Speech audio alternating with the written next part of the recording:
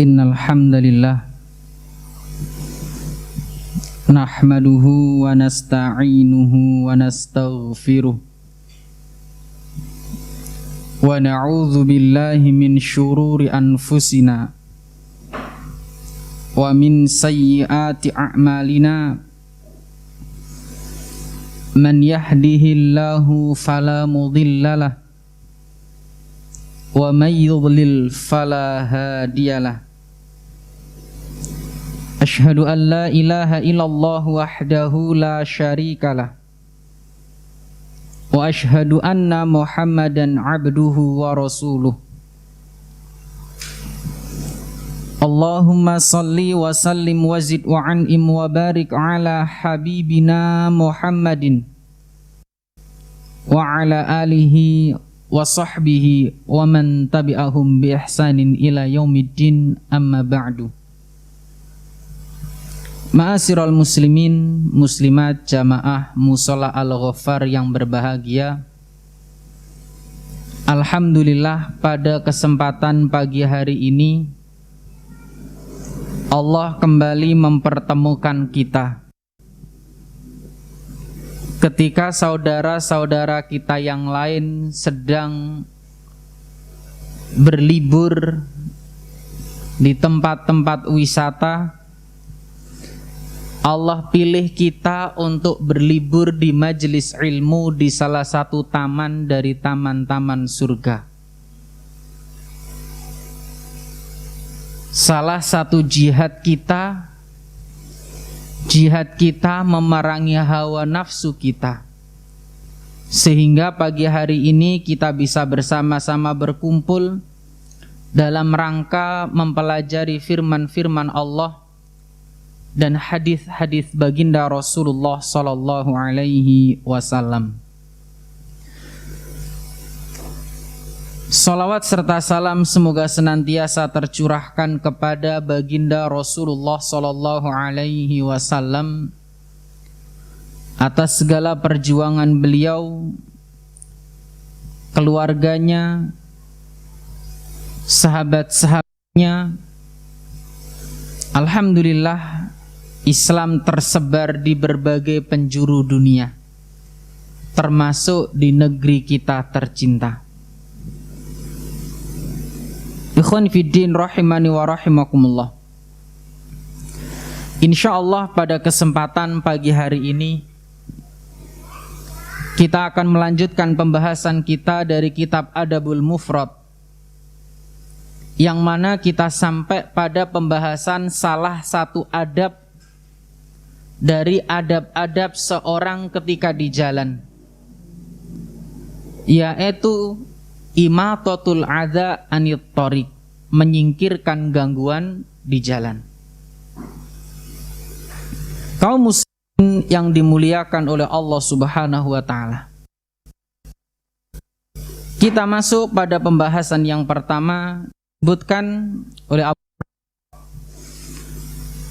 di mana pada hadis ini haddatsana Abu Asim an Abana ibni Sam'ah an Abil Wazi' Jabir an Abi Barzah al-Aslami qala qultu ya Rasulullah dullani ala amalin yudkhilunil jannah. Dari sahabat Abu Barzah al-Aslami, beliau menyebutkan, aku bertanya pada baginda Rasulullah sallallahu alaihi wasallam, ya Rasulullah, wahai Rasulullah, dullani ala amalin, tunjukkan kepadaku tentang suatu amalan, yudkhilunil jannah, yang amalan itu bila aku lakukan aku dapat masuk ke dalam surga Allah Subhanahu wa ta'ala. Dengan amalan itu aku akan dimasukkan ke dalam surga. Jawab Rasulullah sallallahu alaihi wasallam, qala amitil adza an tariqin nas, yaitu engkau menyingkirkan gangguan di jalan yang dilewati oleh manusia. engkau menyingkirkan bahaya dari jalan-jalan yang manusia lewati. Ma'asyiral muslimin yang berbahagia, hadis ini terdapat dalam kitab As-Sahihah, diriwayatkan oleh Imam Muslim. Dalam hadis yang semisal, di mana Rasulullah bersabda dari sahabat Abu Hurairah, an Rasulillahi sallallahu alaihi wasallam, bahwasanya beliau sallallahu alaihi wasallam qol, naza'a rajulun lam ya'mal khairan qat. Ada seorang laki-laki yang mana dia mengambil dahan yang berduri, yang dahan ini otomatis ya mengganggu orang-orang di jalan. Imma kana fi syajaratin qata'ahu wa alqahu wa imma kana mawdu'an. Baik itu dahan ini nih, kalau di kita wayah angin udan ono dahan sing ceklek diembongkan, ada orang yang perhatian, ada orang yang sekedar ya wis lah wong sing penting aku iso liwat. Nah, ada orang-orang yang mengambil dahan tersebut, dipotong lalu dia buang. Ada juga orang yang mengambil dahan yang berduri atau sesuatu yang mengganggu, dia singkirkan, dia jauhkan itu semuanya. Fasyakarallahu lahu biha fa'adkhalahul jannah. Maka sungguh orang ini dimasukkan oleh Allah ke dalam surga. Kaum muslimin yang berbahagia, dua hadis ini memberikan sebuah pelajaran berharga untuk kita semua. Dan mari kita mengambil faedah dari hadis yang mulia ini. Pertama, di antara faedah dari hadis-hadis ini, bahwasannya dari hadis yang pertama kita belajar, sahabat-sahabat Nabi itu orang yang semangat mempelajari agama Allah Subhanahu wa ta'ala. Jadi sahabat-sahabat Nabi itu sangat bersemangat mempelajari agama Allah Subhanahu wa ta'ala. Jika mereka tidak tahu, mereka akan segera bertanya pada Rasulullah. Termasuk sahabat-sahabat Nabi, jika mereka tidak mengetahui suatu perkara, mereka akan bertanya pada yang ngerti. Dan ini senada dengan firman Allah Subhanahu wa ta'ala, fas'alu ahla dzikri in kuntum la ta'lamun. Bertanyalah kepada orang yang mempunyai pengetahuan jika engkau tidak mengetahui. Hendaknya ini kita teladani.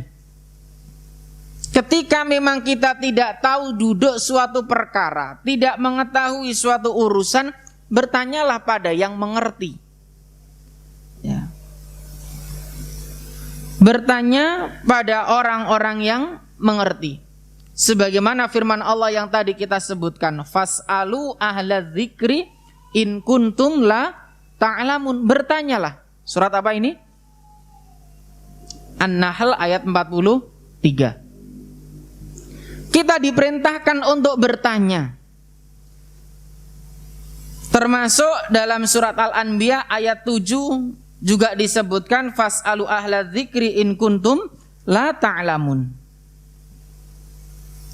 Nah, dari sini kita mengambil pelajaran, sahabat saja sekelas sahabat masih ada perkara-perkara yang belum diketahui dan mereka bersemangat bertanya pada Rasulullah. Apalagi kita yang hidupnya jauh dari baginda Rasulullah, kita juga mungkin belum banyak hadis yang kita hafal, belum banyak ayat yang kita hafal, banyak urusan-urusan agama yang mungkin kita belum paham. Maka disinilah hendaknya kita bertanya. Karena urusan agama itu nggak iso dibatin tok. Koyo ngene lu apik, nggak bisa. Karena standar kebenaran agama itu bukan perasaan. standar benar salah dalam agama itu bukan berdasarkan perasaan, tapi apa? Standarnya Al-Quran dan hadis. Itu standarnya. Maka ketika kita memang belum paham, mari kita bertanya pada yang sudah paham. Agama ini telah sempurna, ma'asyiral muslimin. Kita lah sepakat toh, agama ini telah sempurna. Berdasarkan firman Allah surat Al-Maidah ayat 3. Al-yauma akmaltu lakum dinakum wa atmamtu alaikum ni'mati wa raditu lakumul Islam madina. Ya mungkin kita yang belum tahu, maka ketika kita belum tahu, bertanyalah pada orang yang sudah tahu. Ya, bertanya ini. Dahulu sahabat-sahabat Nabi juga demikian. Bertanya mereka pada baginda Rasulullah, karena saat itu Rasulullah masih hidup. Kalau sekarang di masa ini kita belum tahu urusan-urusan agama kita, alhamdulillah kita diberikan wadah nih oleh para takmir, para penyelenggara kajian. Sempatkan untuk bertanya urusan agama jika kita memang belum paham. Nalikane kula lan panjenengan sedaya niki dereng ngertos tangklet, takonono. Ora usah sungkan. Kalau sungkan tanya di umum, japri ustate, tanya. Karena sekali lagi, ya tadi, standar benar salah urusan agama itu bukan perasaan. Koyoke ngene apik sih. Nggak bisa, tapi ada dasarnya Al-Quran dan Sunnah. Ya contohnya ngeten iki.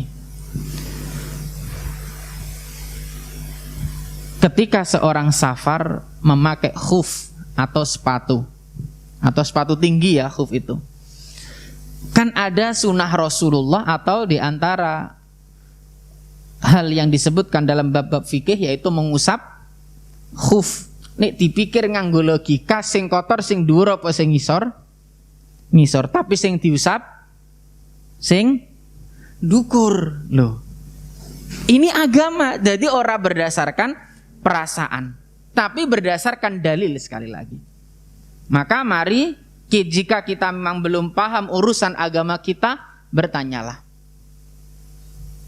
Dan sudah jelas dalam agama kita, yang halal jelas, yang haram sudah jelas. Dalam sebuah hadis dari Nu'man bin Bashir, Rasul menyebutkan innal halala bayyinun wa innal harama bayyinun. Sing perkara halal wis jelas, perkara haram ya wis jelas. Lah, kita nggak tahu bukan berarti itu hukumnya halal atau haram, tapi ketika kita belum tahu, maka bertanya. Sehingga kita tahu jelas hukumnya ini apa, tata caranya ini bagaimana. Nah, niku Bapak Ibu nggih.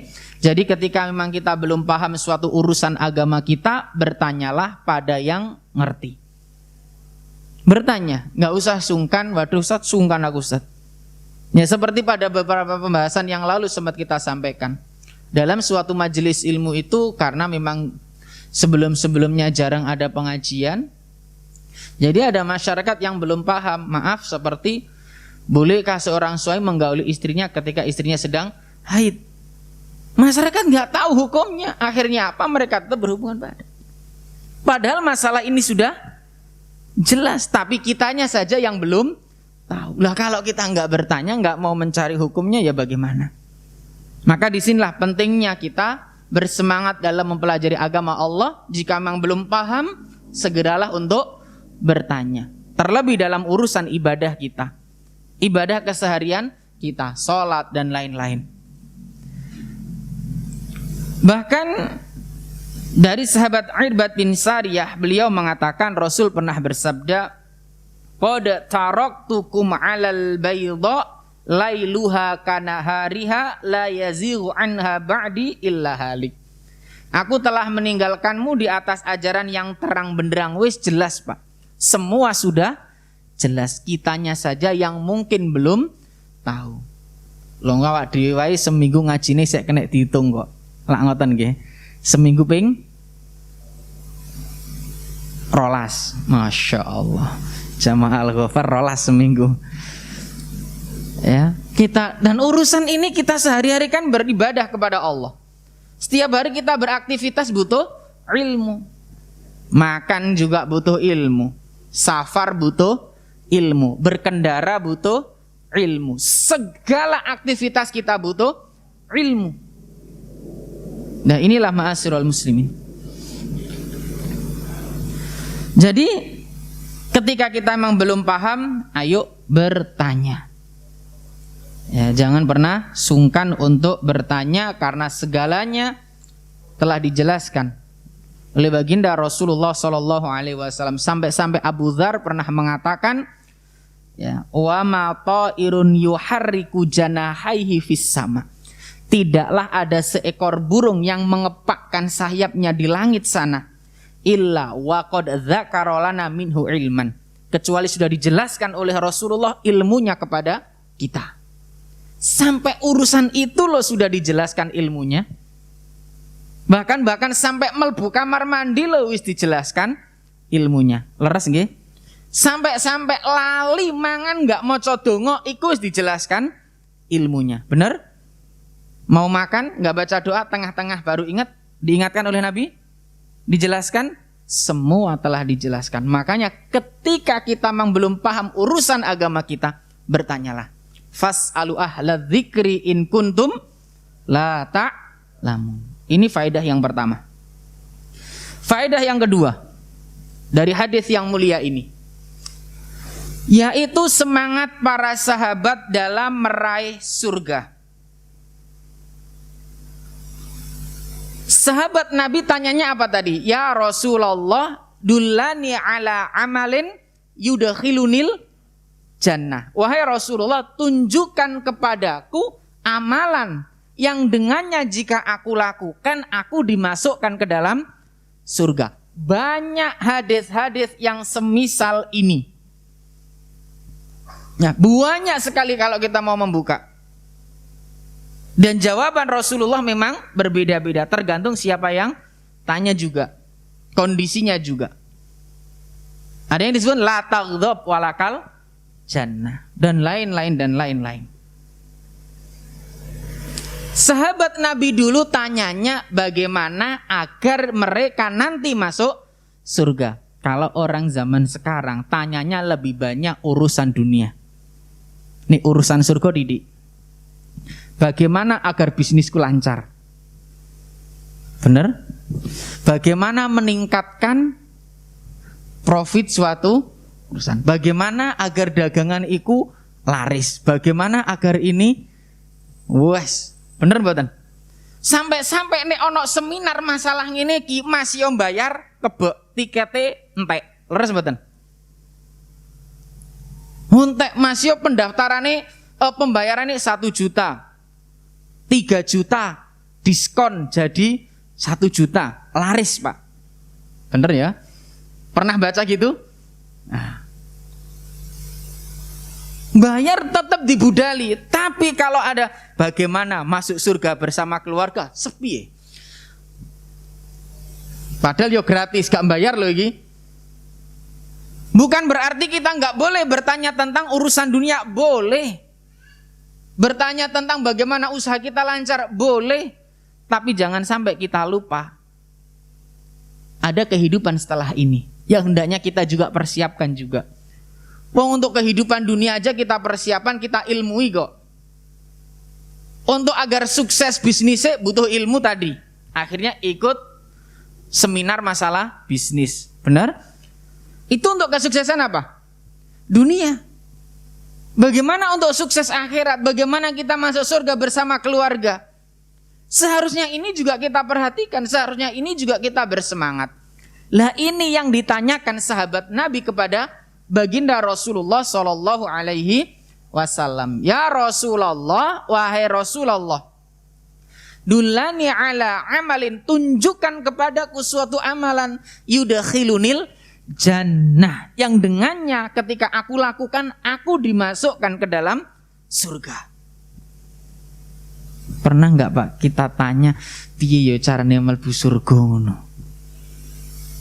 Lebih banyak mana pertanyaan pengen masuk surga atau bagaimana usaha kita lancar? Cari di pencarian itu.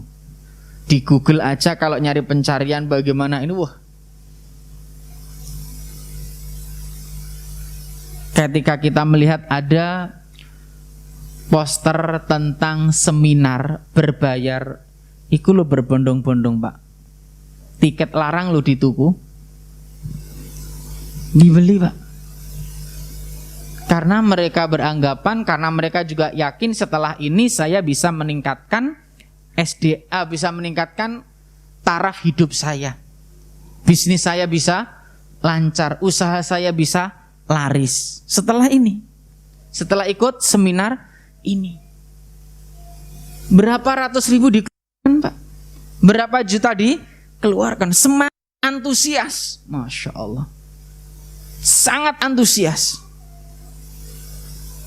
Tapi kadang-kadang ketika masalah surga dan neraka ini santai, ya. Bahkan pertanyaan masalah surga ini yo santai. Padahal sahabat-sahabat Nabi dulu ketika bertanya pada Nabi, ya ini yang paling banyak ditanyakan, bagaimana agar mereka dimasukkan ke dalam surga. Semangat para sahabat demikian. Semangatnya luar biasa. Bahkan disebutkan dari sahabat Mu'ad, beliau berkata, "Qultu ya Rasulullah." Ini sahabat Mu'ad, sahabat yang mulia. Mu'ad bertanya, "Ya Rasulullah, akhbirni bi'amalin yudkhilunil jannah." Yang ditanyakan Mu'ad, Rasulullah, "Wahai Rasulullah, kabarkan kepadaku tentang suatu amalan yudkhilunil jannah, yang dengannya aku dimasukkan ke dalam surga, wa yuba'idu minan nar, dan aku dijauhkan dari neraka." Pertanyaan sahabat Mu'ad. Lah ini awak dhewe takon biasane takon apa? Ini menjadi bahan muhasabah bagi kita. Semangatnya para sahabat sangat tinggi agar mereka bisa dimasukkan ke dalam surga Allah Subhanahu wa taala. Sangat tinggi sekali. Makanya mereka bertanya pada Rasulullah. Ma'asyiral muslimin yang dimuliakan oleh Allah Subhanahu wa taala. Sekarang yang menjadi pertanyaan, bagaimana dengan semangat kita untuk masuk ke dalam surga? Kalau semangatnya para sahabat luar biasa, Pak. Semangatnya sangat besar agar dimasukkan ke dalam surga. Sampai-sampai sahabat Nabi ketika sedang asik santai makan kurma, ya ketika Rasulullah akan berangkat berperang, ditanya, "Ya Rasulullah, in kutiltu fa aina ana?" Kalau aku meninggal dalam perang tersebut, di mana tempatku? Fil jannah, kata Rasulullah, tempatmu di surga. Segera dia taruh kurmanya, dia segera berangkat menuju medan perang. Loh, semangatnya luar biasa. Lah saat ini kita dikabarkan, man salaka tariqan yaltamisu fi ilman sahalallahu lahu bi tariqan ilal jannah. Siapa yang menempuh suatu perjalanan menuntut ilmu, Allah mudahkan baginya jalan menuju surga. Akeh sing berangkat apa akeh sing urung berangkat? Sudah jelas, hadisnya jelas? Jelas. Podo-podo, anggapan gini Pak, sama-sama gerimis. Sama-sama gerimis loh ya. Ketika sama-sama gerimis, pas jadwal ngaji gerimis, pas jadwal biasanya urusan dunia apa Pak? Jadwal bal-balan gerimis. Kira-kira sing diizini sing di? Sing udur syar'i sing di, untuk gak berangkat itu sing udur syar'i. Ngaji. Waduh, Afwan Ustaz kemarin gak ngajinya apa? Gerimis. Kalau futsal, budal demi kesehatan jasmani. Ini loh yang kadang-kadang menjadi bahan muhasabah bagi kita. Padahal sahabat Nabi bagaimana masuk ke dalam surga ditanyakan sama Rasulullah. Nah ini sudah jelas nasnya. Siapa yang menempuh jalan untuk menuntut ilmu, Allah mudahkan baginya jalan menuju surga. Ngoni ya, sakit sing rapate semangat loh Pak. Ngono wis akeh sing ora patek semangat. Kadang semangate gogrok lantaran udan. Luntur gara-gara gerimis. Padahal untuk urusan dunia kadang-kadang nggak luntur.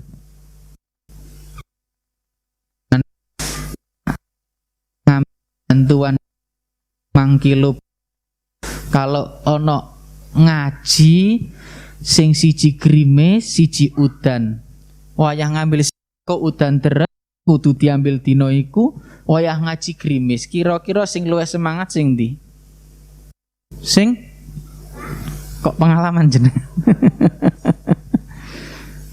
Lah ini kan nggak masalah kita semangat dalam urusan dunia, tapi jangan sampai kalah semangat kita untuk mendapatkan surga.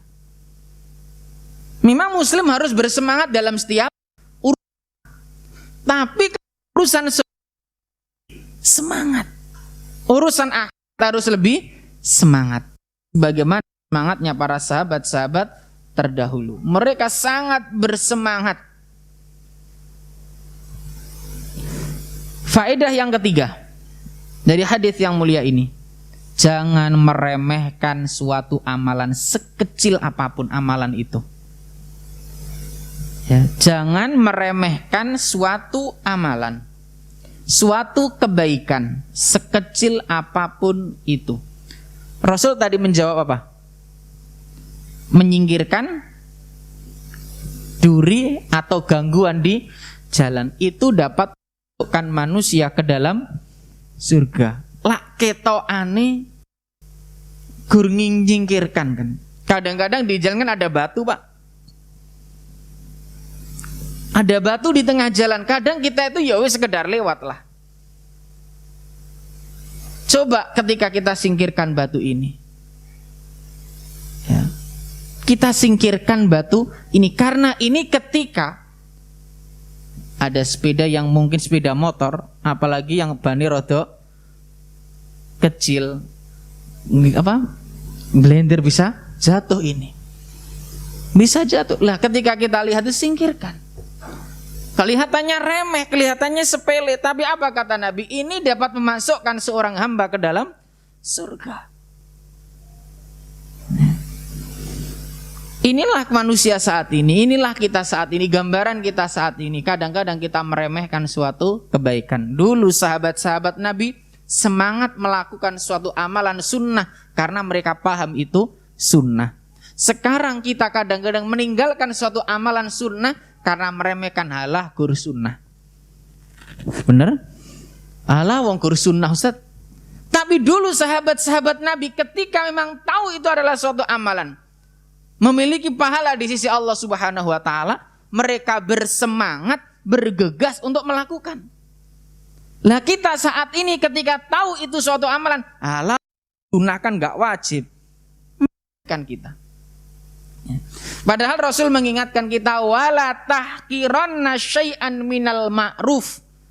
Jangan pernah kalian meremehkan kebaikan sedikit pun. Wa antu kallima akhaka wa anta munbasitun ilaihi wajhuka inna dzalika minal ma'ruf. Walau hanya dengan berbicara dengan saudaramu dengan wajah yang tersenyum kepadanya, jangan meremehkan.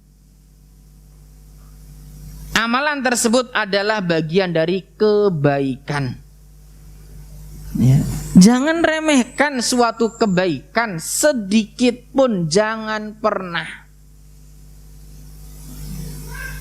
Meskipun kita menyingkirkan gangguan di jalan, oh kok ono kayu di pinggir di tengah jalan, kita singkirkan. Tapi sekali lagi kadang-kadang kepekaan sosial itu nggak dimiliki oleh semua orang. Padahal Islam sudah mengajarkan agar kita memiliki kepekaan sosial. Salah sijine napa wau menyingkirkan gangguan di jalan. Islam sudah mengajarkan. Tidak hanya hablum minallah, hablum minan nas diajarkan. Tidak hanya adab ketika di masjid, adab di jalan juga diajarkan. Singkirkanlah gangguan di jalan. Engkau tolong saudaramu agar nantinya dia tidak terkena sesuatu yang membahayakan di jalan. Tapi sekali lagi kadang-kadang kepekaan sosial ini tidak dimiliki. Seseorang hanya memikirkan dirinya sendiri. Na'udzubillah summa na'udzubillah. Ya. Syekh Muhammad bin Shalih Al-Utsaimin rahimahullah pernah menjelaskan dalam hadis tadi. Apa kata beliau? Bahwa Nabi memerintahkan Jabir, sahabatnya, agar tidak meremehkan kebaikan sekecil apapun. Dan kita tahu ya, bahwasannya berbuat ihsan atau kebaikan itu bagian dari berbuat ihsan. Ya. Dan Allah mencintai orang-orang yang berbuat baik. Gak hanya dalam satu ayat loh, Allah menyebutkan innallaha yuhibbul muhsinin. Banyak ayat. Jadi Allah menegaskan Allah itu mencintai orang-orang yang berbuat baik, sekecil apapun kebaikan itu.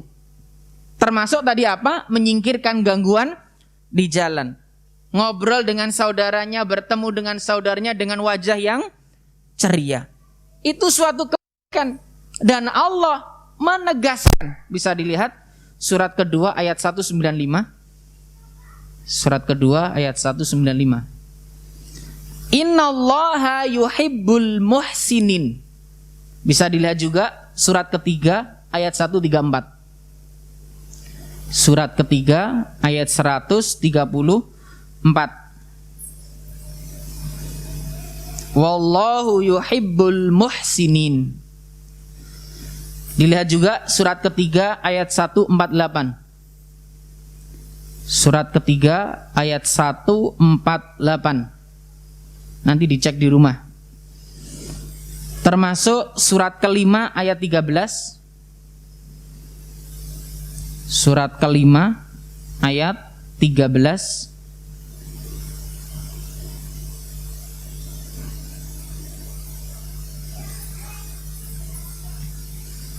Termasuk surat kelima ayat 93. Lah, ayat-ayat ini menegaskan kepada kita, bukan hanya dalam satu ayat, bukan dalam dua ayat, banyak. Artinya apa? Wallahu, atau dalam ayat innallah yuhibbul muhsinin. Allah mencintai orang-orang yang berbuat baik. Entah berbuat baik kepada manusia, berbuat baik pada binatang. Loh. Kepada siapapun Allah cinta pada mereka. Mungkin yang ma'ruf di antara kita kisahnya seorang wanita yang berbuat baik pada seekor. Nah, jelas pernah kita dengar cerita itu. Lihatlah begitu luar biasanya suatu kebaikan itu. Sekecil apapun kebaikan kita, Allah akan memberi balasan yang terbaik untuk kita. Satu kebaikan yang kita lakukan akan dibalas dengan berkali-kali lipat dari Allah Subhanahu wa ta'ala. Makanya sekali lagi, jangan meremehkan suatu kebaikan sedikit pun. Ingat, innal jibala minal haso. Gunung itu tersusun dari batuan-batuan kecil. Gunung yang tinggi itu tersusun dari batuan-batuan kecil. Artinya apa? Sekecil apapun jika kita lakukan, kita kerjakan, fa insyaallah akan bernilai besar di sisi Allah Subhanahu wa ta'ala. Ya. Abu Dzar juga pernah dinasihati oleh baginda Rasulullah sallallahu alaihi wasallam. Apa nasihat baginda Rasulullah kepada sahabat Abu Dzar? Wahai Abu Dzar, la tahqiranna minal ma'ruf, jangan engkau remehkan suatu kebaikan. Sekelas sahabat, selevel sahabat. Dinasihati oleh Rasulullah, jangan remehkan suatu kebaikan. Walau antal ko akhaka biwajhin tolkin. Walaupun engkau bertemu saudaramu dengan wajah yang berseri. Wajah berseri, wajah sing piye? wajah sing sumringah nek jare wong Jawa. Dadi ketemu saudarane iku nyenengno ati, duduk malah nyenepne ati. Ketemu iku senyum, dadi saudaramu enggak kepikiran ya Allah dulurku kene apa maneh iki ben ketemu kok mesti wajahe bleret. Tapi seneng gitu, lihat iku senyum, ditelok ya seneng. Mosok toh kalah karo penjaga SPBU, penjaga supermarket. Ketika ketemu pelanggan apa? Senyum, salam. Selamat datang, selamat berbelanja. Senyum, gak tahu enek ceritanya selamat apa? Selamat datang, selamat berbelanja karo wajah sing cemberut enek apa ora? Urung nemu. Lah kita bertemu saudara kita sesama muslim, bertemu saudara kita kandung, jangan sampailah wajahnya bleret terus. Tampakkan wajah yang ceria. Tampakkan wajah yang berseri. Ojo malah ngetokne wajah melas. Ya. Nabi merintahkan, jangan engkau meremehkan kebaikan. Berseri, wajah berseri di hadapan saudara kita itu loh bagian dari kebaikan. Ya, menampakkan wajah yang ceria itu bagian dari kebaikan. Termasuk Nabi mewasiatkan kepada para wanita, ya nisa al muslimat, wahai wong wedok, para wanita muslimah, la tahkironna jaratun li jaratiha. Jangan kalian meremehkan pemberian tetangga kalian. Walau firshini syatin, meskipun hanyalah kaki kambing. Aja diremehno. Pemberian orang itu jangan diremehkan. Sekecil apapun jangan diremehkan. Kecil di mata kita, tapi sungguh besar nilainya di sisi Allah Subhanahu wa ta'ala. Makanya Imam Ibnul Mubarak rahimahullah pernah berkata, rubba amalin saghirin tu'addimuhun niyah. Betapa banyak amalan yang kelihatannya remeh, kecil, tapi menjadi besar karena tulusnya, benarnya niat dia. Orang itu bantu orang, melakukan kebaikan, niatnya karena Allah Subhanahu wa ta'ala. Allah berikan balasan terbaik kepadanya. Ini bernilai besar pahalanya di sisi Allah Subhanahu wa ta'ala. Wis to masih ketoke remeh. Meskipun ketoke remeh. Maka sekali lagi ini motivasi buat kita. Ya, motivasi buat kita, sekecil apapun yang kita lakukan, sungguh ketika kita benar niat kita, kita tata niat kita, akan menjadi besar pahalanya di sisi Allah Subhanahu wa ta'ala. Sebagaimana tadi kita sebutkan, Ibnu Mu'tas mengatakan, la tahkironna saghiratan, jangan kau remehkan suatu kebaikan sekecil apapun. Jangan. Innal jibala minal haso, gunung itu tersusun dari batuan-batuan, tumpukan-tumpukan kerikil. Tumpukan-tumpukan kerikil bisa sebegitu besar. Makanya sekecil apapun apa yang mampu kita lakukan, lakukanlah. Sekecil apapun. Makanya pada pertemuan yang lalu kita sebutkan, inna bikulli tasbihatin shadaqah. Ya. Senyum di hadapan saudara kita juga sedekah. Menyingkirkan gangguan di jalan, dengannya kita akan dimasukkan ke dalam surga. Manakala tadi apa? Niatnya benar. Manakala niatnya karena Allah Subhanahu wa ta'ala, bukan dibuat konten. Ya, kadang-kadang saya kira didik gawe konten dah. Konten itu apa? Dibuat untuk meskipun kita nggak tahu niat orang, tapi usahakan ya jangan sampai amal-amal kita itu gugur lantaran niat yang salah. Ini nasihat buat diri kami pribadi dan jamaah sekalian. Karena penggugur amal soleh itu banyak, Pak. Kita berhati-hati sekali. Jangan sampai kita termasuk orang yang rugi. Banyak melakukan amal soleh tapi niatnya karena manusia. Kalau bisa amal kita nggak ono sing delok iku yo malah apik. Makanya sholat sunnah sing paling apik dilakukan di mana? Di rumah. Nih sholat wajib yo di masjid lah. Ya. Nyapa enggak salat 5 waktu di masjid? Kuatir ya Ustaz. Aduh ya salah iki. Ya. Karena ini perintahnya di masjid. Kalau salat sunnah, salat terbaik dilakukan di rumah kita untuk menjaga hati kita, keikhlasan kita. Makanya tapi kebaikan-kebaikan apapun sebisa mungkin ya kita lakukan karena Allah Subhanahu wa taala. Dan faedah yang keempat dari hadis yang mulia ini, bahwasanya menyingkirkan gangguan adalah perintah Allah dan Rasul-Nya, dan membuat bahaya adalah sesuatu yang diharamkan oleh Allah dan Rasul-Nya.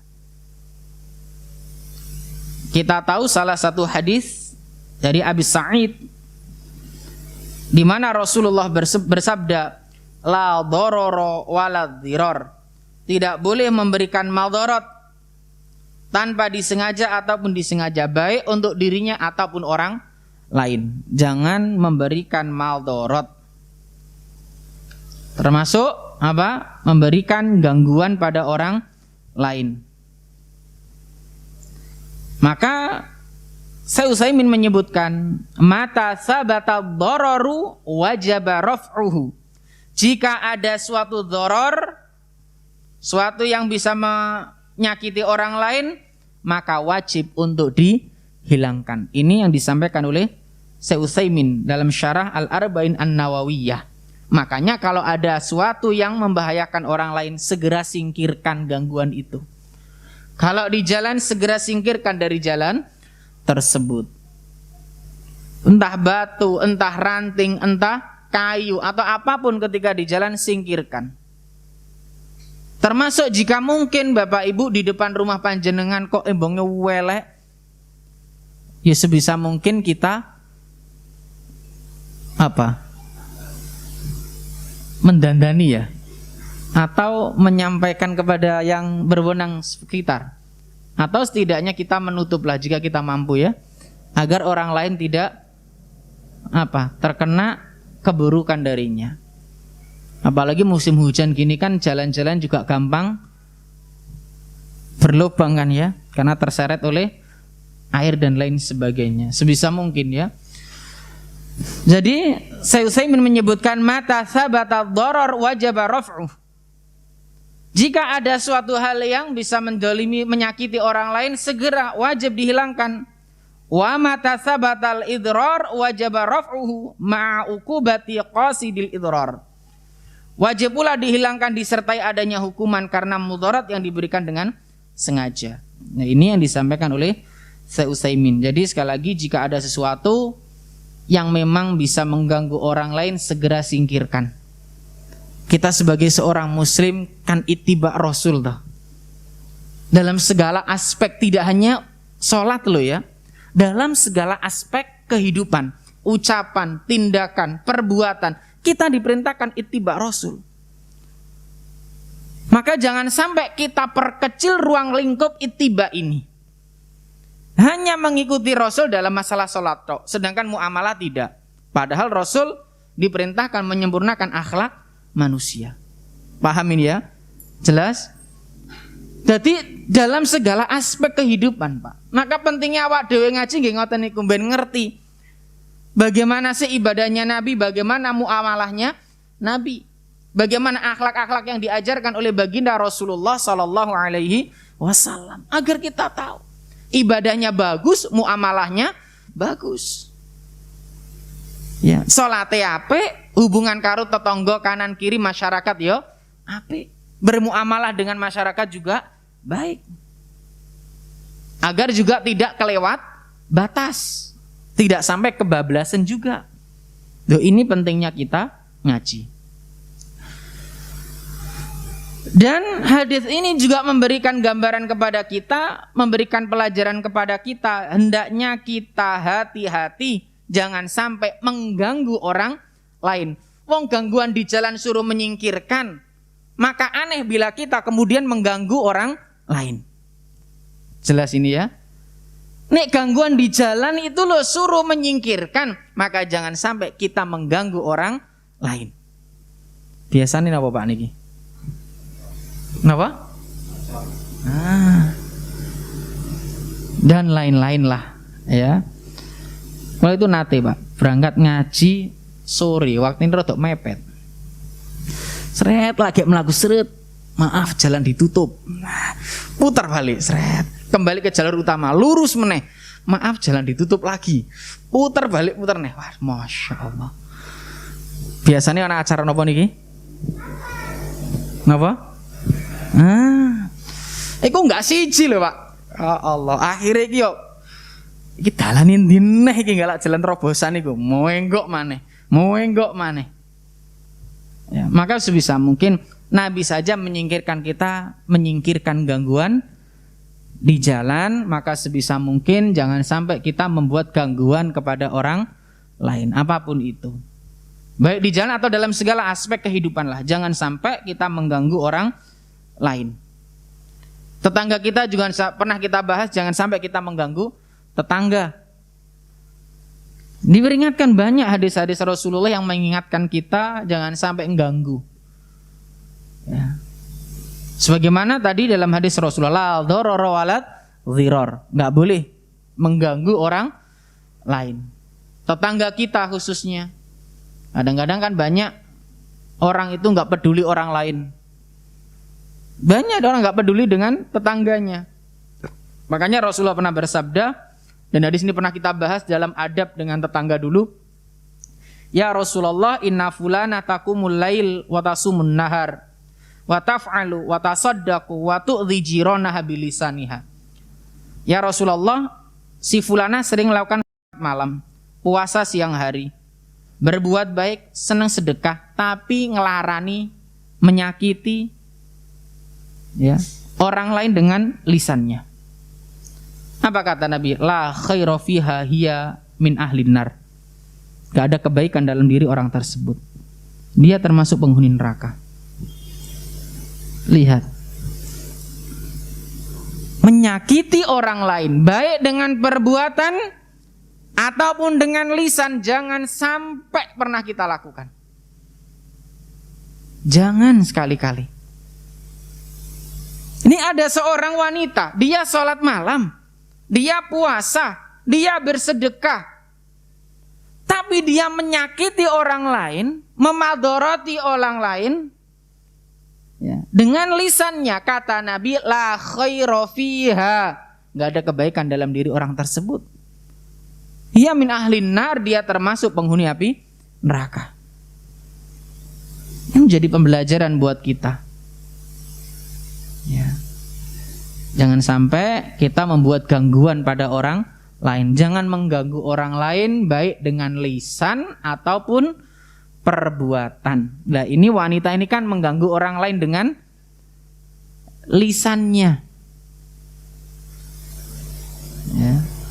Termasuk sing duwe tip, mbok yo tipe iku aja banter-banter. Aku kan nyetel Al-Qur'an, Ustaz. Iya. Bacaan Al-Quran itu baik. Sopo nek ngarani maca Al-Quran iku elek? Bener apa ora?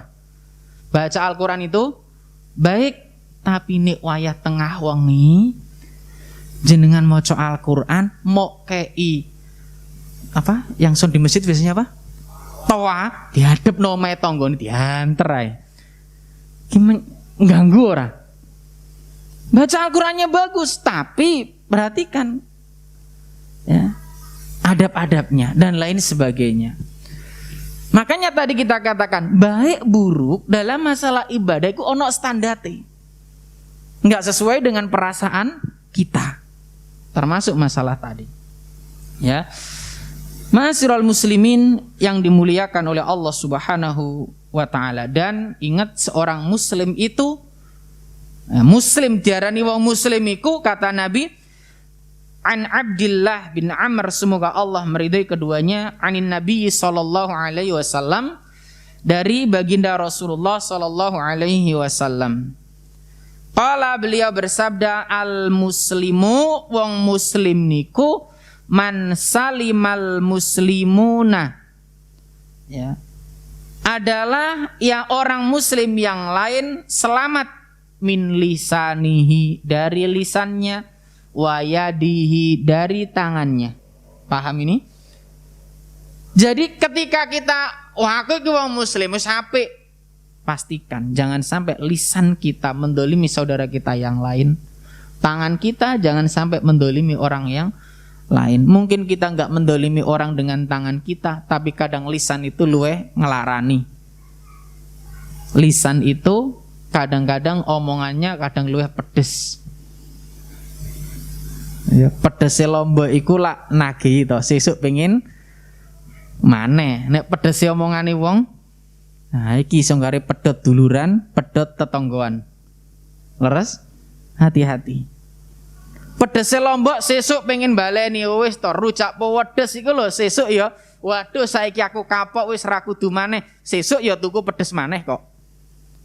Tapi nek pedese omongane awak dhewe iki tetonggoan iso pedhot, seduluran iso leren. Sampai-sampai ada kasus, maaf sekali lagi ketika kita melihat sebuah media cetak atau di internet biasanya ada pemberitahuan, kadang-kadang faktor penganiayaan, seorang pembantu menganiaya majikan karena majikannya ngomong merendahkan dia, menghina dia, menyakiti dia, akhirnya dia nggak terima. Banyak hal semacam ini. Makanya seorang muslim itu benar-benar lisannya itu mengucapkan perkataan yang baik.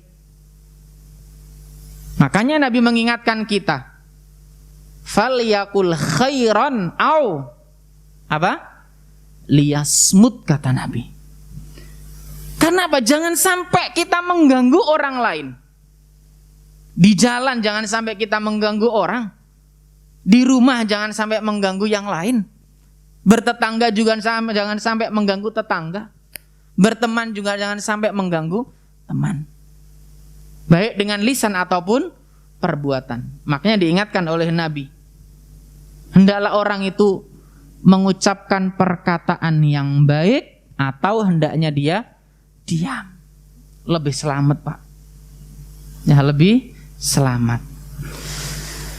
Kaum muslimin yang dimuliakan oleh Allah Subhanahu wa taala. Kita lanjut hadis yang kedua dari kitab Adabul Mufrad dari pembahasan ini, atau tepatnya hadis ke-229. Haddatsana Musa qala haddatsana Wuhaib an Suhail an abihi an Abi Hurairah anin Nabi sallallahu alaihi wasallam, dari baginda Rasulullah sallallahu alaihi wasallam, marra rajulun muslimun bisyauqin fit tariq, seseorang muslim mendapatkan duri di jalan. Ada seorang muslim berjalan dan dia dapati ada duri yang berada di jalan. Faqala, lalu dia berkata, la umiyatanna hadha syauq, akan saya hilangkan duri ini dari jalan ini. La yadhuru rajulan musliman, sehingga tidak ada seorang muslim, tidak ada orang yang berjalan terkena bahaya dari duri tersebut. Faghufira lahu, maka lantaran apa yang dilakukan Allah mengampuni dosa orang tadi. Pintu ampunan itu terbuka lebar. Pintu ampunan itu banyak. Salah satunya adalah apa ini? Menyingkirkan gangguan di jalan.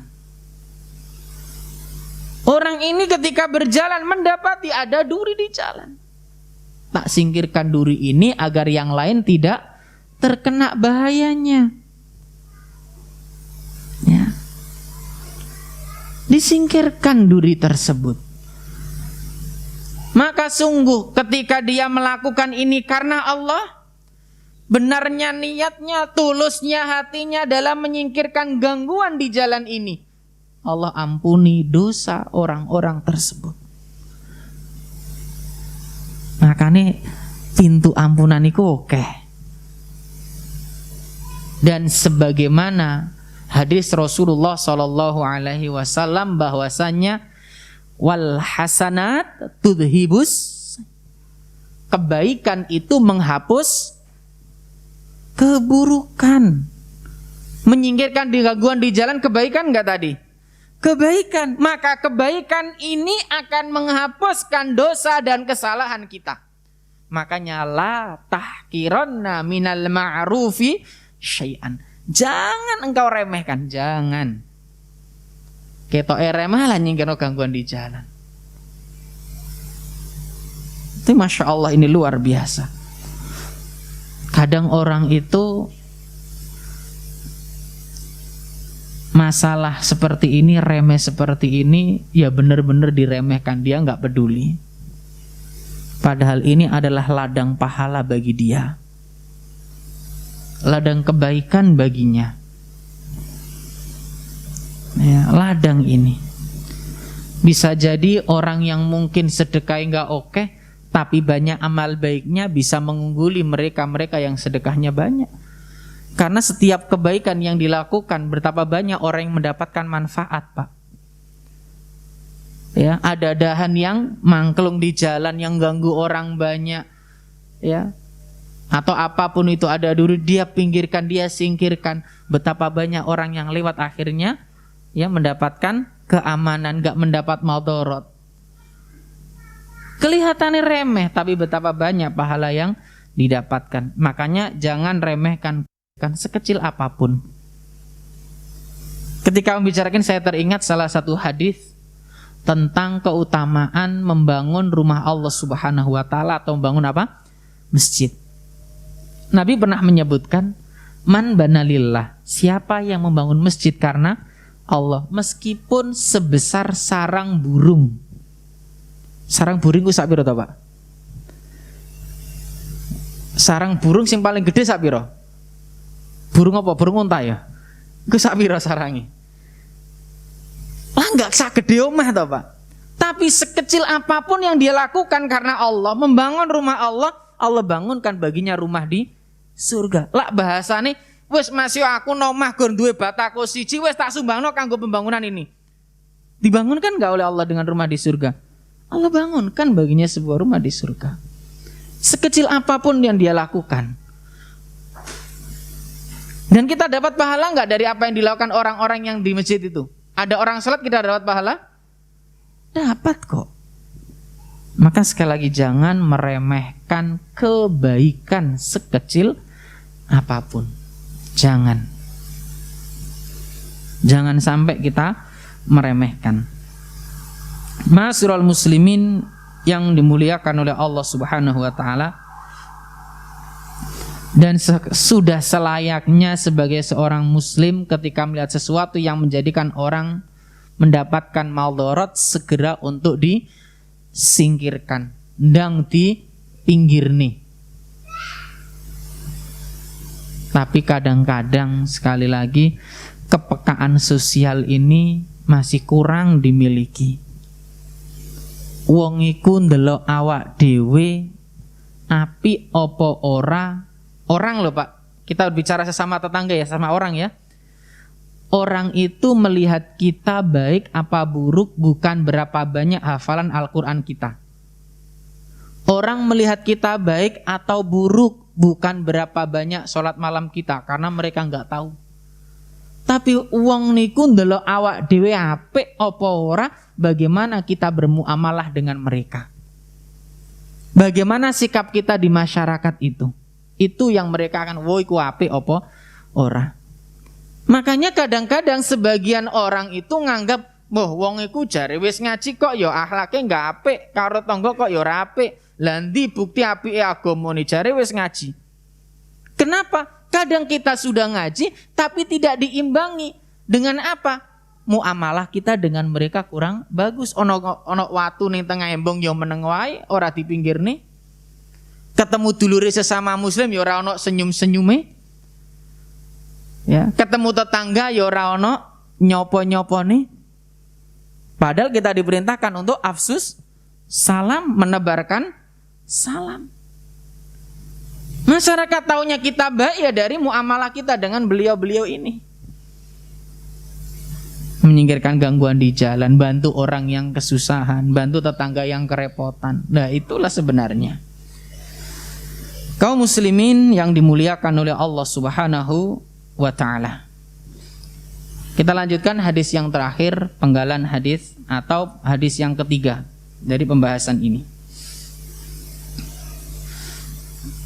An Abi Dzarrin, dari Abu Dzar, semoga Allah meridhoinya, beliau berkata, Qala Rasulullah sallallahu alaihi wasallam. Baginda Rasulullah sallallahu alaihi wasallam bersabda, "Uridat alayya a'malu ummati." Ditampakkan kepadaku, diperlihatkan kepadaku amalan-amalan umatku. Hasanuha wa sayyi'uha, yang baik ataupun yang buruk. Fawajatu, dan aku mendapati fi mahasini a'maliha, di antara amalan yang baik, annal adza yumatu 'anit thariq, yaitu menyingkirkan gangguan di jalan. Jadi ditampakkan kepada Nabi amalan-amalan seorang hamba yang baik dan yang buruk. Di antara yang Nabi dapati amalan baiknya manusia adalah menyingkirkan gangguan di jalan. Masya Allah, ini ma'asyiral muslimin. Dari hadis yang pertama, kedua, ketiga yang kita sebutkan tadi, bahwasanya menyingkirkan gangguan di jalan termasuk ladang pahala. Dengannya juga dosa kita akan diampuni oleh Allah Subhanahu wa ta'ala. Ini ma'asyiral muslimin yang dimuliakan oleh Allah Subhanahu wa ta'ala. Lah, faedah hadis ini apa? Di sini Rasulullah berbicara, ditampakkan kepadaku. Ingat, Rasul tidak berbicara sesuai hawa nafsunya. Wa ma yantiqu 'anil hawa in huwa illa wahyu yuha. Nabi berbicara sesuai wahyu dari Allah Subhanahu wa ta'ala. Wajib kita untuk mengimani, membenarkan. Paham ya? Aneh bila ada seorang muslim kemudian menolak hadis Nabi. Jelas nasi ditolak. Dan biasanya yang menolak ini rata-rata adalah orang-orang yang pikiran wis rodok bulet. Sehingga apa? Karena bulet itu akhirnya menolak hadis Rasulullah sallallahu alaihi wasallam. Jelas hadisnya sahih. Kalau hadisnya maudhu, oke, wajib kita tolak kan gitu. Hadisnya palsu kan wajib kita tolak. Tapi kalau hadisnya sudah jelas sahih, jalur periwayatannya jelas, yang membawa hadis jelas, hadis itu enggak terputus dan jelas dari Nabi, yuk kita terima. Tapi kan kadang-kadang menungso niku nek sesuai karo karepe dijumuk, nek enggak sesuai ditolak. Hati-hati. Ya. Keimanan kita kepada Rasul adalah hendaknya wa ma atakumur rasulu fakhudhuhu, apa yang datang dari Nabi ambil. Wa ma nahakum anhu fantahu, apa sing dilarang tinggal.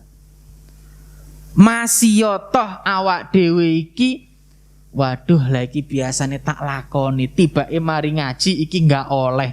Berarti harus segera kita tinggalkan.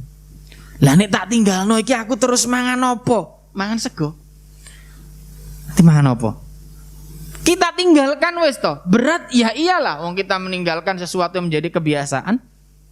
Tapi yakinlah ketika kita meninggalkan sesuatu karena Allah, Allah akan berikan ganti yang lebih baik. Jelas ya? Ini ma'asyiral muslimin. Ya, sekali lagi kembali kepada tadi, apa yang diucapkan Nabi adalah berdasarkan wahyu dari Allah, bukan sesuai hawa nafsu beliau. Kemudian menyingkirkan gangguan di jalan, ya, menyingkirkan gangguan di jalan ini termasuk suatu sedekah.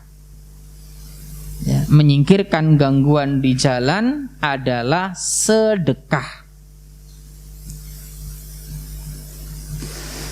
Dalam sebuah hadis disebutkan qala Rasulullah sallallahu alaihi wasallam kullu sulama minnas alaihi shadaqah, bahwasannya setiap anggota tubuh manusia memiliki keharusan untuk sedekah.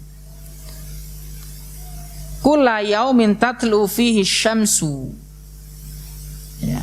Qala ta'dilu bainathnaini shadaqah. wa tu'inur rajul shadaqah. Bahwasanya membantu orang sedekah, kalimat yang baik sedekah, langkah menuju sholat sedekah. Dan kata Nabi di akhir hadis ini, wa tumitul adza anit thoriq shadaqah, kata Nabi. Menyingkirkan gangguan di jalan, menyingkirkan bahaya di jalan adalah sedekah. Berarti nyingkirkan gangguan di jalan itu dosa kita akan diampuni oleh Allah. Dengannya bernilai sedekah. Dengannya kita akan dicintai oleh Allah. Loh, satu amalan memiliki pahala yang banyak. Awak dhewe lak senengane berburu diskon toh. Beli 1 dapat 10. Oke men, Mbak. Lho iki samalan awak dhewe oleh keutamaan sing akeh, gur rupane nyingkirno gangguan ning embong, menyingkirkan gangguan di jalan. Makanya sekali lagi ini penekanan buat kita, jangan meremehkan suatu kebaikan sekecil apapun. Mas yo gur rupane nyingkirno gangguan di jalan. Ini memiliki keutamaan yang besar. Gak usah gaya. Nek sing enteng ngene wae abot nglakoni, apa meneh sing abot. Aja alasan sing enteng niku aku kenteng entak sing abot wae.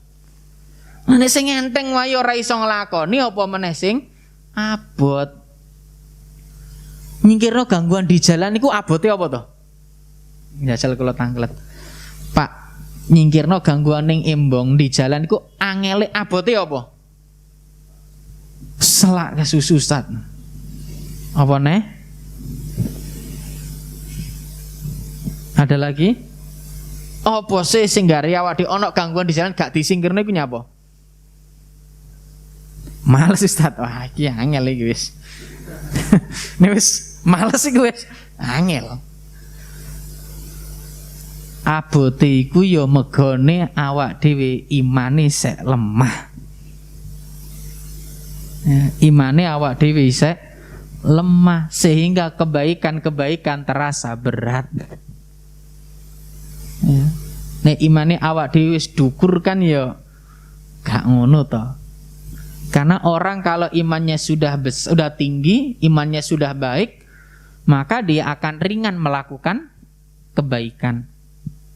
Iman sing apik iku lak diantaranya mego atine sing resik. Lah awak dhewe sing enteng wae krasane abot, kenapa? Salah satunya iman kita yang lemah, dhaful iman, lemahnya iman sehingga saenteng-entengi suatu amal baik terasa berat. Makanya Pak, ning masjid iku kadang-kadang jarake gur 10 atau 5 meter. Iku lo kadang gak budal. Apa sebabnya? Apa karena fisiknya lemah? Mboten kok. Wong buktine nek wayah jalan sehat ya jalan-jalan. Wayah olahraga ya lari. Tapi nek wayah nek masjid abot. Kenapa? Dhaful iman, lemahnya iman. Makanya nyingkirkan gangguan di jalan ya rasane abot. Kenapa? Lemahnya iman kita. Makanya ayo terus belajar, benahi diri kita semuanya. Pak, insya Allah sekecil apapun kebaikan tidak akan kita remehkan dan kita akan mudah dalam melakukan segala kebaikan-kebaikan. Ini diantara adab di jalan, yaitu menyingkirkan gangguan di jalan. Ya, termasuk ini tambahan sedikit dari kami. Di antara adab di jalan, hendaknya antum-antum yang di jalan ini jaga pandangan. Antum yang di jalan raya jaga pandangan. Soale gak kabeh wong apa Pak? Nek embong iku kelak nggone wong sembarang sing liwat to Pak. Mau sing soleh sampai sing tolah-toleh enek kan gitu. Lah ngoten to embong iku nggone wong akeh. Maka tundukkan pandangan. Lah Ustaz lah nek nabrak piye? Ya maksude ya paham lah jenengan ya. Ya. Pahamlah artinya apa? Jaga pandangan kita. Maksudnya tundukkan pandangan itu jaga pandangan kita. Ya. Ma'asyiral muslimin yang berbahagia. Jadi usahakan jaga pandangan kita dari melihat sesuatu yang diharamkan oleh Allah Subhanahu wa ta'ala. Jaga pandangan, karena ini ya bahaya bagi kita semuanya. Termasuk ibu-ibu juga jaga pandangan ketika jalan-jalan ke tempat perbelanjaan. Bapak-bapak sepakat nih. Ya, bapak-bapak jaga pandangan saat di jalan dan dimanapun. Ibu-ibu jaga pandangan saat di tempat perbelanjaan. Soalnya engko bisikane setan lah iku gawe nambahi koleksi ning lemari. Kadang-kadang lak ngoten to, lemari ku jane ya isine piring, rantang, gelas ki wis bek. Tapi nek ana barang apik iku ya pengen tuku. Kadang enek niku tiyang niku sak lemari sini Tupperware kabeh rung tau digawe. Iku ana metunan anyar ya tuku maneh. Nah, tapi niku mboten jamaah mriki. Insyaallah ya, mboten jamaah mushola Al-Ghaffar. Dan gak ada jamaah di Al-Ghaffar mungkin kayak itu. Karena lemari ini isine apa? Podo wae. Ya, ayo kita hati-hati. Kemudian berikutnya termasuk adab di jalan, hendaknya kita mengucapkan salam. Yang jalan mengucapkan salam kepada yang duduk. Itu harus kita pahami. Ya, setidaknya ucapkan salam. Khususnya biasanya kalau kita masuk di rumah yang gang-gang itu kan biasanya kalau kanan kirinya sudah rumah rodok dalane rodok sempit, yaitu coba perhatikan adab di jalan. Ojo ngebut meleyer pisan. Jangan. Taulah adab di jalan ya, setidaknya nyuwun sewu. Nih kak nyuwun sewu, nyuwun 2000 ya nggak apa-apa gitu. Permisi maksudnya, paham ya? Permisi dan lain sebagainya. Insya Allah itu baik untuk kita semuanya. Ya. Nyuwun sewu ya nggak harus ngerunduk-nunduk ya. Nyuwun sewu insya Allah mereka sudah paham. Permisi Pak, mohon maaf dan lain sebagainya. Kemudian ma'asyiral muslimin yang dimuliakan oleh Allah, di antara adab di jalan raya hendaknya seseorang juga senantiasa amar ma'ruf nahi mungkar. Ya, amar ma'ruf nahi mungkar di jalan itu juga perlu. Mengajak yang baik dan mencegah yang mungkar. Termasuk adab di jalan raya adalah menunjukkan kepada orang yang menanyakan sesuatu kepada kita. Tapi kita yang di jalan kalau tanya juga tahu, mohon kalau tanya lebih baik turun Pak. Ngapunten lo ini. Kalau jenengan mau tanya alamat, turuno dari kendaraan, matikan kendaraan kita. Itu adab yang hendaknya kita terapkan. Ojo sampai kendaraan isek muruk takon. Mungkin di tempat lain ini bukan masalah, tapi kalau di Jawa ini kurang apa bahasanya? Kurang sopan. Sampai-sampai ada teman yang ngomong lah, ana wong takon kok koyok gak butuh.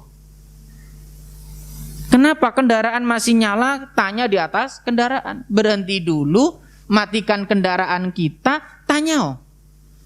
Ngapunten Pak, permisi mohon maaf, saya lagi nyari alamat ini. Insya Allah akan direspon dengan baik. Beda halnya ketika kita masih di atas kendaraan. Meskipun kita naik mobil, berhenti turun sejenak. Ini hendaknya kita lakukan. Ya. Karena kadang sebagian kita nggak paham masalah ini. Ya, nggak paham masalah sopan santun dan adab ini. Dan Rasulullah SAW juga mengingatkan kita dalam sebuah hadis, di antara an haqqit thariq, haknya jalan adalah wa irsyadus sabil, menunjukkan jalan kepada orang yang bertanya. Ini adab di jalan. Menunjukkan jalan kepada orang yang bertanya. Kasih tahu orang itu, oh ini Pak alamatnya ini. Nih nggak ngerti sampaikan nggak ngerti, ojo sampai menjerumuskan. Iku Pak mari ki jenengan rono, mari rono. Aduh bingung iki Pak. Kasih alamat yang jelas. Kalau jenengan mampu untuk ngantar, antarkan. Kalau emang jenengan tidak sibuk, itu lebih mudah. Ya. Kalau tanya Google masih kadang-kadang disesatkan. Dilewatkan jalan sempit. Terabasan loh. Kalau nate ngeterno rencang dilewatno tengah Tegalan kok. Omahe ning kono Pak, dilewatno lurus nglewati sik. Dilewatno tengah tegalan galengan sawah iki lho. Ya. Padahal ya jane kene ana dalane, dalan aspal dilewatno tegalan, soalnya pas sepeda motor. Dilewatne tengah sawah. Nah. Ya Allah lah mau kok lewat kene lak kenek to nyapo rono sik muter lewat kene nek. Nah, tapi kalau kita yang ditanya ayo tunjukkan jalan. Kalau bisa nganter, anter. Ya apalagi orang jauh ya. Anter ya. Kalau tanya Google Map gitu. Soalnya juga pernah pengalaman tengah malam dari Kediri juga dilihat ini tengah alas, akhirnya jalan buntu muter sampean kayak tawaf akhirnya. Tapi akhirnya balik lewat jalan gede ya. Jauh lagi muternya. Ya itulah. Makanya kita yang di jalan, kalau ada saudara yang kita yang bingungan, nggak tahu jalan, kita longgar dan kita mampu untuk ngantar, kita tahu alamat, kita antar. Insya Allah mudah-mudahan dengan itu juga kita akan mendapatkan banyak kebaikan-kebaikan. Membantu saudara kita yang kesusahan, memberikan hak jalan, diantaranya apa? Menunjukkan jalan pada orang yang tidak paham. Kemudian ma'asyiral muslimin yang dimuliakan oleh Allah Subhanahu wa taala, kemudian berikutnya ini kita sampaikan enggak apa-apa, haramnya buang hajat di jalan yang dilalui oleh manusia atau di tempat mereka berteduh. Kalau saat ini kayaknya enggak ada ya. Kalau saat ini buang hajat di tempat jalan umum kan enggak ada toh. Ada di tempat berteduhnya orang. Tapi dulu mungkin ada, karena sekarang insya Allah tiap rumah ada tempat buang hajat. Kalau dulu kan boten toh Pak, sa RT itu atau sa lingkungan kan cuma di satu tempat kan dulu. Sekarang beriring berjalan zaman, alhamdulillah tiap rumah ada kamar mandinya ini. Masya Allah, ini luar biasa. Kemudian yang terakhir kami ingatkan bahwasannya hendaknya membantu seseorang menaiki kendaraannya atau bantu mengangkat barangnya. Dalam sebuah hadis disebutkan dari Abu Hurairah, semoga Allah meridhoinya, dari baginda Rasulullah sallallahu alaihi wasallam. Kullu sulama alaihi shadaqah, kulla yaumin yu'inur rajulu fi dabbatihi yuhamiluhu 'alaiha aw yarfa'u 'alaiha mata'ahu shadaqah. Pada setiap ruas tulang ada kewajiban sedekah. Setiap hari di mana seorang terbantu dengan tunggangannya yang mengangkat atau mengangkut barang-barangnya di atasnya adalah sedekah. Atau dalam lafaz lain, wa tahmiluhu 'alaiha, dan engkau menaikkannya di atas kendaraannya, itu adalah sedekah. Makanya kalau ada orang yang kita tahu ngunggahno barang kangelan, ayo bantu beliau. Kalau kita di jalan loh ya, kan kadang ada toh orang di pinggir jalan mungkin menaikkan barangnya kesulitan dan lain sebagainya, ayo kita bantu. Mungkin 5 menit bagi kita itu nggak terlalu penting, tapi bagi orang tadi kita bantu menaikkan sangat berharga. Dikala dia kesulitan nggak ada yang bantu, kita datang untuk membantu. Seorang muslim seharusnya demikian. Dia kesulitan nggak ono wong bantu, kita bantu beliau ngunggah nih barang. Atau kadang-kadang kalau di pedesaan itu ngunggah nih damen, tahu damen ya, jerami untuk pakan, biasanya kan kabotan Pak itu Pak, ya kita bantulah gitu. Atau menaikkan yang di beras dan lain sebagainya, kalau dia sendiri memang agak kabotan, ayo dibantu. Nggak perlu ngenteni, kalau emang dia sudah kita tahu dia kesulitan, ayo nang dibantu. Lah aku ora dikongkon, ora ngrewangi yo. Ketika kita sudah tahu beliau dalam kondisi kesulitan, kabotan, ayo nang dibantu. Mosok kok gak paham? Ya inilah seorang muslim seharusnya mulai peka dengan orang-orang di sekitarnya, dengan lingkungannya. Wallahu ta'ala alam bisawab. Ini yang dapat kita bahas pada kesempatan kali ini.